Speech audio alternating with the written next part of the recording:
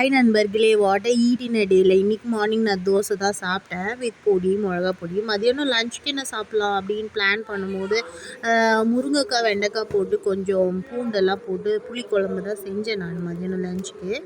அதுக்கப்புறம் இந்த சைட்ஸ்க்கு என்ன பண்ணலாம் அப்படின்னு பிளான் பண்ணும்போது இந்த பொடலங்காய், முட்டை போட்டு ஒரு பொரியல் பண்ணிடலாம் அப்படின்ட்டு வெங்காயம் போட்டு பொடலங்காய் வந்து எண்ணெயிலே வதக்கிட்டேன் ஃபுல்லாக.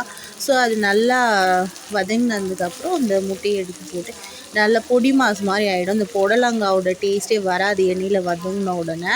அதோட இது இப்போ முட்டையோட ஃப்ளேவர் தான் இருக்கும். ஸோ பசங்களுக்கு சாப்பிடும் போது கூட ஒன்றும் தெரியாது, அவங்களுக்கு அப்படியே சாப்பிட்ருவாங்க. ஸோ வெஜிடபிள்ஸ்லாம் டைரெக்டாக கொடுத்தா கண்டிப்பாக சாப்பிட மாட்டாங்க இந்த பசங்களாம். ஸோ நம்ம ஏதாவது ஒரு முட்டையோடையோ ஏதோ ஒரு ஃப்ரை மாதிரி செஞ்சால் தான் அட்லீஸ்ட் அவங்க ஏதாவது ஒன்று சாப்பிடட்டும். சாப்பிடாம இருக்கிறதுக்கு இந்த மாதிரி ஏதாவது செஞ்சு கொடுக்கலான்ற ஒரு சின்ன முயற்சி தான். ஸோ அவங்களுக்கு வந்து நல்லாவே பிடிச்சிருந்தது. சாப்பிட்டும் வந்துட்டாங்க மதியானம் லஞ்சோ. ஏன்னா நம்ம பக்கத்தில் இருந்தால் நம்ம சொல்லலாம் சாப்பிடுன்ட்டு. நம்ம ஸ்கூலுக்கு கொடுத்து விட்றதுனால அவங்களா சாப்பிட்டா தான் உண்டு.